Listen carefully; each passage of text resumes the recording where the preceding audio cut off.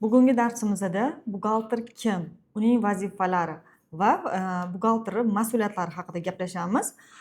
Birinchi bo'lib, buxgalter o'zi aslida kim? U qanday mutaxassis?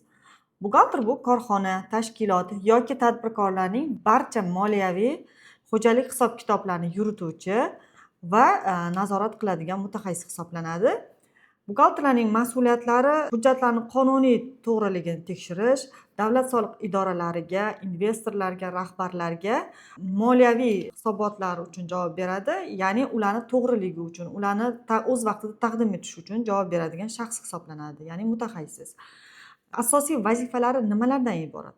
Asosiy vazifalari birinchi bo'lib pul oqimini nazorat qilish.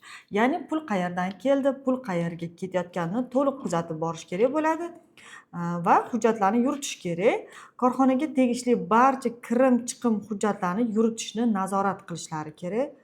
Undan tashqari soliq to'lovlari, soliqlarni to'g'ri hisoblanishi va ularni o'z vaqtida budjetga to'lanishini ta'minlash kerak bo'ladi.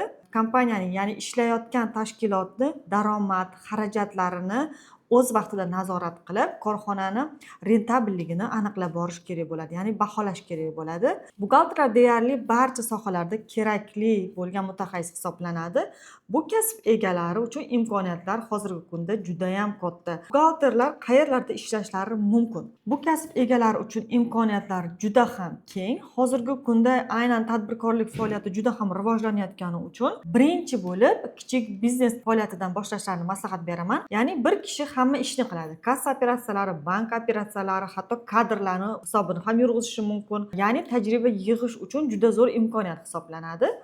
Keyingisida bizda o'rta va yirik bizneslar, ya'ni buxgalteriya bo'limida aniq bir yo'nalishda ishlashlari mumkin. Masalan, materialniy buxgalter, ya'ni faqat materiallar uchun tovarlarni omborda kirim chiqishini nazorat qiladi yoki расчетный buxgalter, ya'ni faqat xodimlarni ish haqi bilan bog'liq xodimlarning ish haqisini hisoblaydi, hisobotini tayyorlaydi va aynan bitta yo'nalish bilan ishlashlari mumkin. Undan tashqari outsourcing, ya'ni buxgalteriya xizmatlarini ko'rsatadigan firmalarda ishlashlari mumkin. Bu firmalarda bir vaqtning o'zida bir nechta, ya'ni faoliyat turi har xil bo'lgan firmalar bilan ishlashlari mumkin. Bu ham har xil sohani o'rganish uchun juda yaxshi imkoniyat hisoblanadi. Bundan tashqari yana bizda mustaqil, bemalol erkin ish tartibda, uyda o'tirgan holda 2-3 firmalarning buxgalteriyasini hisobini yuritishlari mumkin. Bu ham yaxshi imkoniyat hisoblanadi. Ya'ni o'zingizni ishingizdan tashqari yana qo'shimcha qilishingiz mumkin. Buxgalterlarning daromadlari, ya'ni ish daromadlari qanaqa? Birinchi bo'lib bizda O'zbekistonda yordamchi buxgalter bo'lib, ya'ni boshlang'ich buxgalter bo'lib boshlashlari mumkin. Buning uchun 4-5 million so'm atrofida oylik olish mumkin. Bosh buxgalter, ya'ni tajribali mutaxassis darajasiga yetganda 15-20 million, hatto undan ham yuqori olishlari mumkin. Bu yog'i endi buxgalteriyani o'zini bilimiga, o'zini ustida ishlashiga bog'liq. Buxgalteriya doim ish bilan ta'minlanadigan soha hisoblanadi. O'zbekistonda o'rtacha daromad mutaxassisning tajribasi va mas'uliyatiga ko'ra oshib boradi. Shuning uchun buxgalteriya sohasiga kirganda albatta o'z ustidan ishlashni davom ettirish kerak bo'ladi. Yana qo'shimcha bizda qo'shimcha daromadlar manbai ham hisoblanadi. Ya'ni masofaviy ish deydigan bo'lsak, ya'ni uyda o'tirgan holda, ishxonaga bormagan holda bemalol masofaviy ishlashingiz mumkin.